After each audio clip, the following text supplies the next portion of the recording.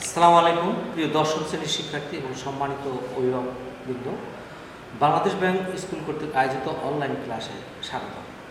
আমরা আজকে প্রিয় শিক্ষার্থীরা আমরা বিগত ক্লাসে তোমাদের ষষ্ঠ অধ্যায় থেকে আলোচনা করেছিলাম, ষষ্ঠ অধ্যায়ের জ্যামিতি। আমরা এবারে লক্ষ্য করেছি যে আমাদের যে বোর্ডগুলো 9টা বোর্ডের মধ্যে প্রায় 5টা বোর্ডে আমাদের এসেছিল। তো যাই হোক, তো এই ষষ্ঠ অধ্যায় ঢাকা বোর্ডের জন্য তোমরা যারা 2021 সালের ক্যান্ডিডেট, খুব গুরুত্বপূর্ণ এবং ইম্পর্টেন্ট একটা অধ্যায়। তো আমরা এজন্যই এই অধ্যায়টার প্রতি খুব গুরুত্ব দিচ্ছি এবং আমি তোমাদের মানে বেশ কয়েকটি ক্লাস নিলাম। আর আজকে আলোচনা করতে চাইছিলাম এই অধ্যায় সৃজনশীল, কিন্তু সৃজনশীলের যে বিষয়টা আসছে এখানে, আমি যে অঙ্কগুলা বা প্রশ্নগুলা তোমাদের এখানে সমাধান করলাম অনুশীলনীর থেকে, এগুলোর সমন্বয়ে আমরা দেখতেছি সৃজনশীল আসে। তো সেক্ষেত্রে দেখা যাচ্ছে আমার এই দুটো প্রশ্ন আর দু একটা প্রশ্ন যদি আমি আলোচনায় নিয়ে আসি, তাহলে যে কোনো সৃজনশীল প্রশ্ন তোমরা উত্তর করতে পারো। তো আজকে যে প্রশ্নটা আমি এখানে উল্লেখ করছি দুটোর মধ্যে প্রথমটা হলো ত্রিভুজের যে কোনো দুই বাহুর অন্তর তৃতীয় বাহু অপেক্ষা ক্ষুদ্রতর। এই প্রশ্নটা অনেক সময় চিত্র দিয়েও থাকে, আবার অনেক সময় চিত্র ছাড়াও উল্লেখ করা থাকে। তো এখানে আমাদের উল্লেখ করা আছে দুই বাহুর অন্তর। তো ত্রিভুজের বাহু তো থাকে তিনটার মধ্যে যে কোনো দুইটা বাহুর অন্তর মানে বিয়োগ। এখন বিয়োগ করলে যে মানটা পাবো তা তৃতীয় যে বাহুটা তার চেয়ে ছোট হবে। অর্থাৎ যদি আমরা ধরে নিই ত্রিভুজ এ বি সি, তাহলে এবিসি এর তিনটা বাহু দেখা যায়, একটা এবি, একটা বিসি, একটা এসি। এর মধ্যে যে কোনো দুইটা বাহুর অন্তর, সেক্ষেত্রে হয়তো ভাবলাম আমি এবি মাইনাস এসি, কিংবা এটা করতে পারি যে AB minus BC less than AC. তো এখানে আমরা যে কোনো একটা পন্থা অবলম্বন করব। তাই বিশেষ নির্বাচনে আমি লিখেছি, মনে করি ত্রিভুজ এবিসি এর তিনটে বাহু, একটা এবি, একটা বিসি, একটা এসি, যেখানে আমাদের এবি সবচেয়ে বড়, এরপরে বিসি তার চেয়ে ছোট, এরপরে এসি তার চেয়ে ছোট। তাই লেখা হয়েছে AB is greater than BC and BC is greater than AC. প্রমাণ করতে হবে যে কোনো দুই বাহুর অন্তর, এক্ষেত্রে এবি বাহু থেকে যদি আমরা এসি বাহু বিয়োগ করে দিই, তাহলে যা পাবো তা হবে ছোট। কার চেয়ে ছোট? বিসি এর ছোট, বিসি এর চেয়ে। অর্থাৎ AB minus AC is less than BC. এবার অঙ্কনের প্রয়োজনে, অর্থাৎ প্রমাণের প্রয়োজনে আমাদের একটু অঙ্কনের প্রয়োজন। তো অঙ্কনটা করেছি আমরা এবি হতে এসি এর সমান করে এডি অংশ কাটব। তাই লেখা হয়েছে এবি হতে এবি সমান এসি অংশ কেটে নিই, অর্থাৎ এই এসি এর সমান করে আমরা এডি অংশ কেটে নিলাম। এরপরে সি কমা ডি যোগ করি। আমাদের অঙ্কনের কাজ শেষ। এরপরে আমরা আসলাম প্রমাণের ধাপ এবং যথার্থতা আমাদের দেখতে হবে। তো আমরা জানি সমদ্বিবাহু ত্রিভুজের সমান সমান বাহু বিপরীত কোণগুলো সমান, এই কনসেপ্টটা এখানে আমাদের প্রয়োজন আছে। যেমন ত্রিভুজ এসি দিয়ে আমরা লক্ষ্য করতেছি যে এসি সমান এবি। কেন? আমরা তো এই এবি হতে এসি এর সমান করে এডি অংশ কেটে নিলাম, অতএব আমাদের ত্রিভুজ এসি একটা সমদ্বিবাহু ত্রিভুজ। আর সমদ্বিবাহু ত্রিভুজের সমান সমান বাহুর বিপরীত কোণ সমান, এই কনসেপ্টটা এখানে আমাদের প্রয়োগ হচ্ছে। কিরকম?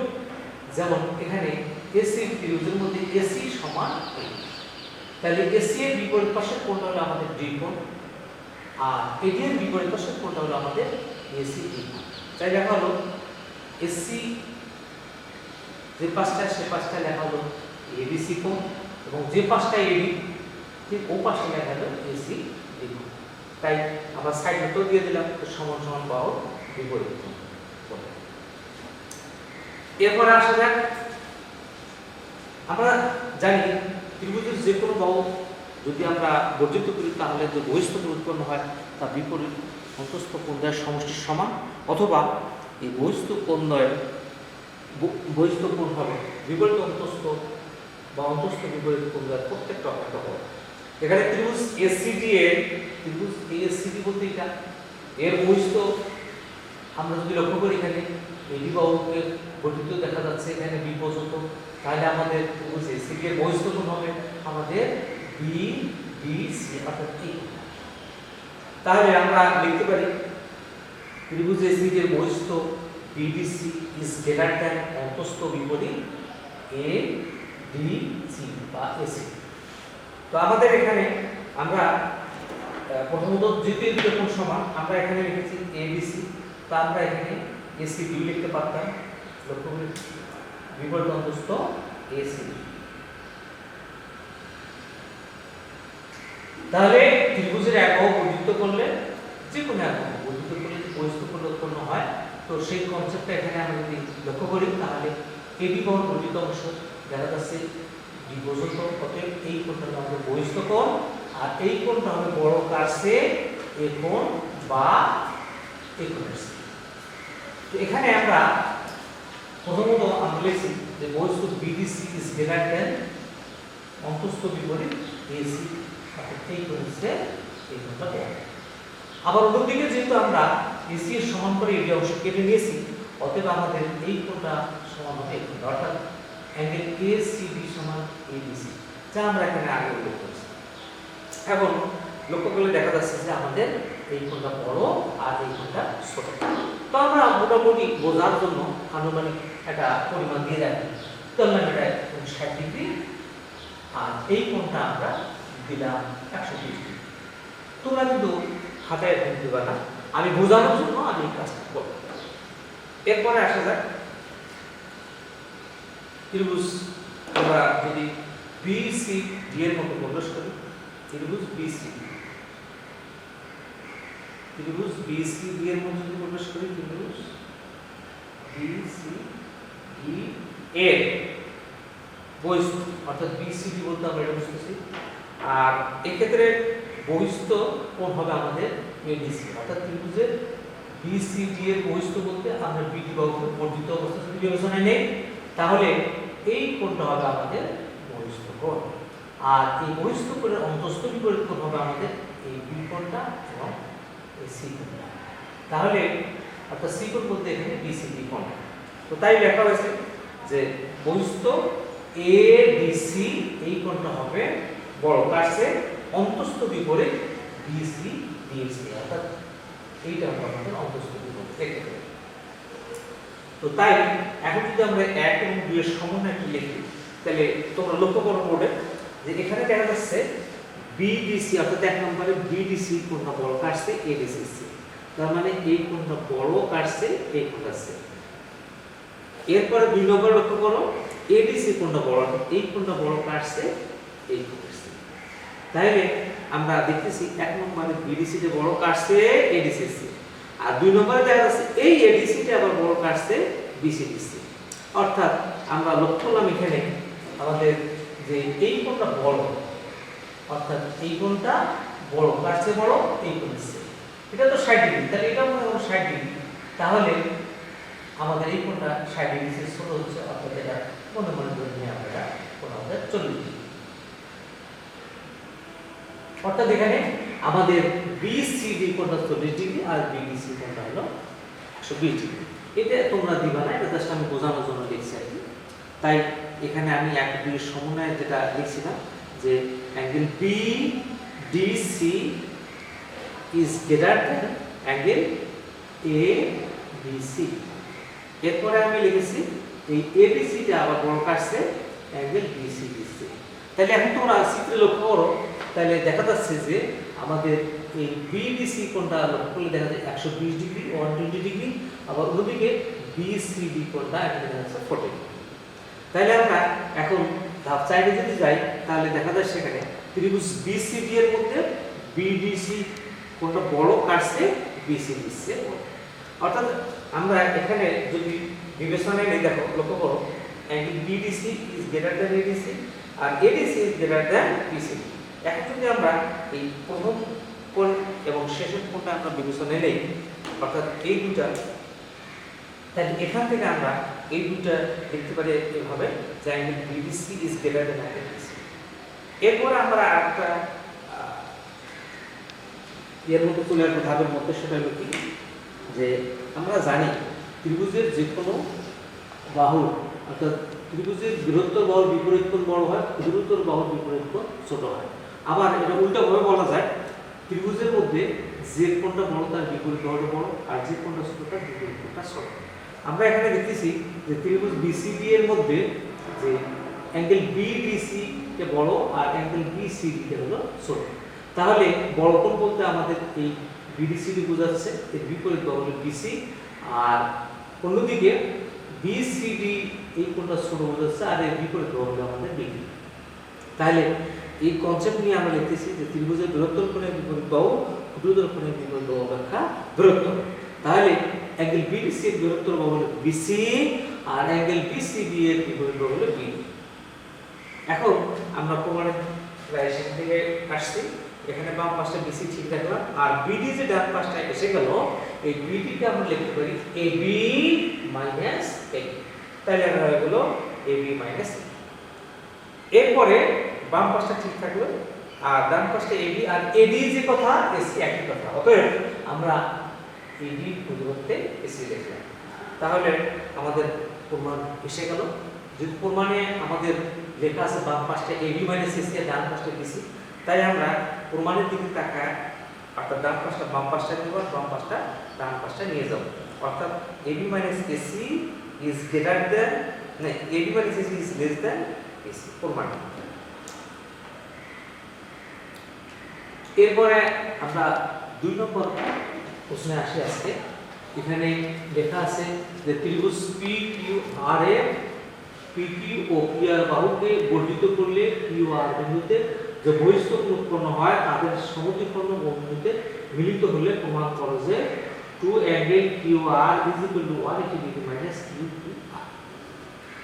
অর্থাৎ আমাদের আরেকটি ত্রিভুজ দেয়া আছে যে ত্রিভুজটা হলো PQR, আর এর QR বিন্দুতে যে বহিঃস্থ কোণ উৎপন্ন হয় অর্থাৎ Q বিন্দুতে বহিঃস্থ কোণ পেতে গেলে আমাদের এই PQ বাহুকে বর্ধিত করতে হবে। আবার একইভাবে আর বিন্দুতে যদি বহিঃস্থ কোণ পেতে চাই তাহলে এক্ষেত্রে PR বাহুকে আমাদের বর্ধিত করতে হবে।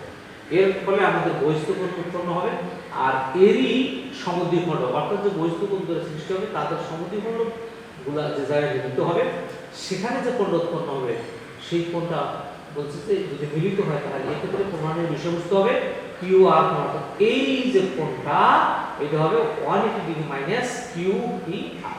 অনেক সময় এই প্রশ্নটা আমাদের এইভাবে থাকে, কিভাবে যে এখানে QR এখানে 90 degree minus half of P। তো এক্ষেত্রে তা না করে এরা উল্লেখ করেছে 2 × QR = 180 ডিগ্রি মাইনাস QPR। যেহেতু আমাদের এখানে উদ্দীপকে বা প্রশ্নটার মধ্যে উল্লেখ করা আছে ত্রিভুজ PQR, অর্থাৎ এখানে মনে করার প্রয়োজন নাই। তো বিশেষ নির্বাচন আমি যেভাবে লিখছি সেভাবে না লিখে তোমরা পুরো শব্দটা লিখবা। তো ত্রিভুজ PQR এ PQ বাহুকে n পর্যন্ত এবং PR বাহুকে n পর্যন্ত বর্ধিত করায় QR বিন্দুতে দুটো বহিঃস্থ কোণ উৎপন্ন হয়েছে। একটি কোণ হলো আমাদের MQR আর একটি হলো MQNR। এখানে MQR এর সমদ্বিখণ্ড OQ এবং NRQ এর সমদ্বিখণ্ড হলো OR, পরস্পর O বিন্দুতে মিলিত হয়েছে। প্রমাণ করতে হবে যে 2 × angle QR = 180 degree minus QPR। অনেক সময় দেখা যায় তোমরা এই বহিঃস্থ কোণগুলোর সমদ্বিখণ্ড আঁকতে যে এই অঙ্কনের সাহায্য নাও না, এটা কিন্তু ভুল হবে। যদি তুমি শুধু এরকম অ্যাঙ্গেলের চিহ্ন দিয়ে টান দিয়ে দাও তাহলে আমরা ধরে নেব যে তুমি আন্দাজের উপর আসো। অনেক সময় এরকম করতে পারে আমরা সেখানে নাম্বার কম দিয়ে থাকি। এজন্য তুমি একটু অঙ্কনের সাহায্য নিয়ে চিহ্নিত যে অবস্থানগুলো তা তুলে ধরো। এখন আসলে প্রমাণ, প্রমাণের ধাপ আমি যথার্থ লিখলাম। লেখার পরে আমরা প্রথম দেখতেছি মূল ত্রিভুজ ছিল PQR, এখানে আমরা পাই অর্থাৎ ত্রিভুজ PQR এ angle P angle Q plus angle R 180 degree. আমরা তো জানি যে ত্রিভুজের 3 কোণের সমষ্টি 180 ডিগ্রি। এই কনসেপ্টটা প্রয়োগ করা হলো। সাইডে তোমরা দিবা যে ত্রিভুজের 3 কোণের সমষ্টি 180 ডিগ্রি।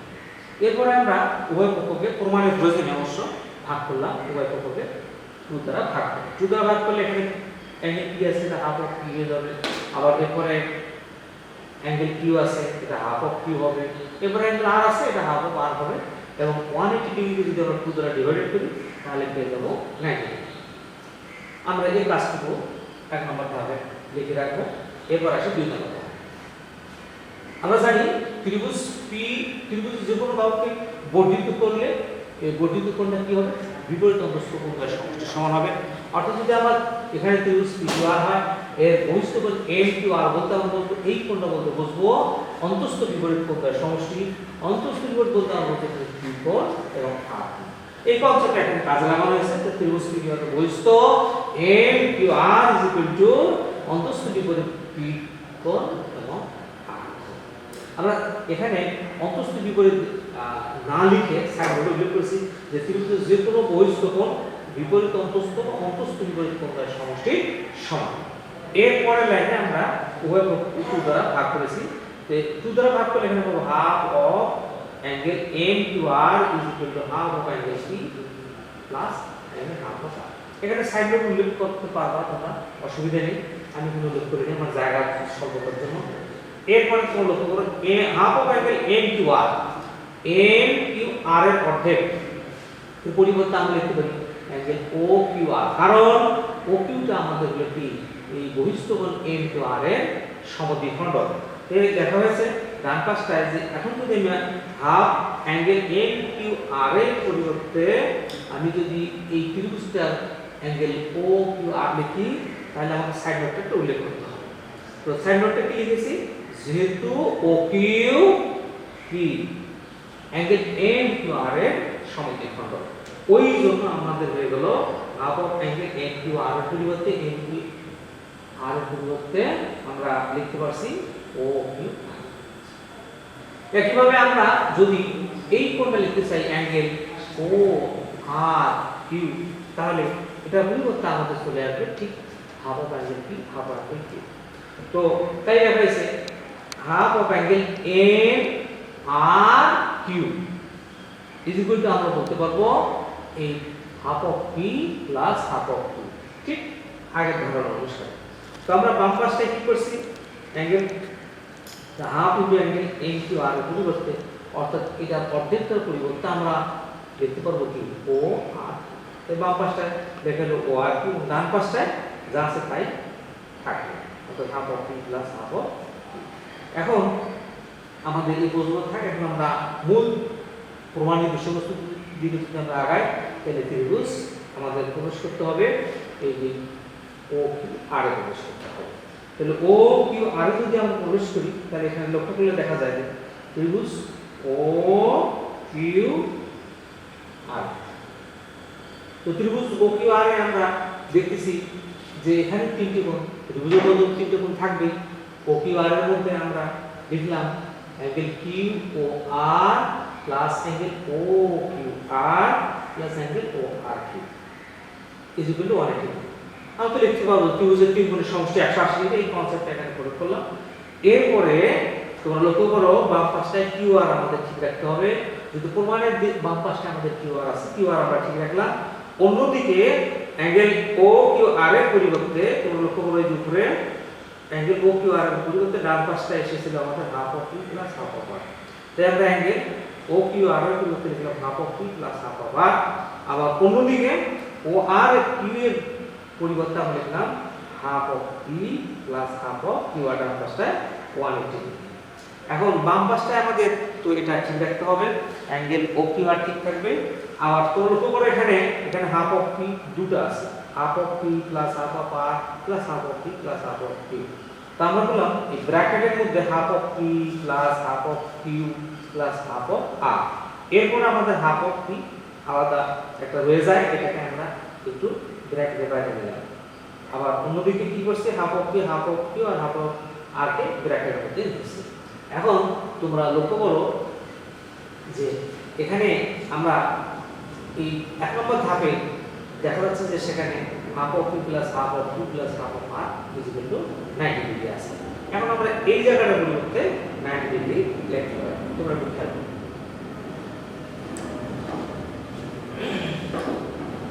আমরা বা দিয়ে লিখে দিলি বা আমরা লিখতে পারবো যে বাম পাশটায় অ্যাঙ্গেল ও অ্যাঙ্গেল না Q O R R half of P half of Q half of R এর পরিবর্তে আমরা লিখতে পারবো 90 degree plus half of angle P is equal to 180 degree.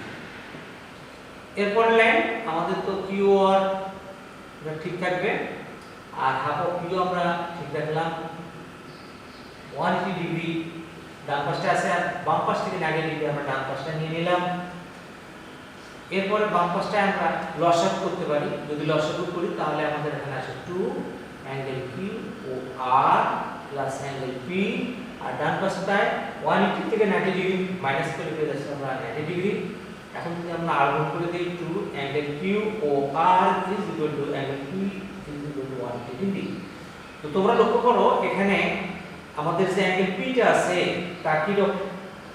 Angle P বলতে আমরা বুঝি এটা যাকে আমরা লিখতে পারি কিউ পি আর।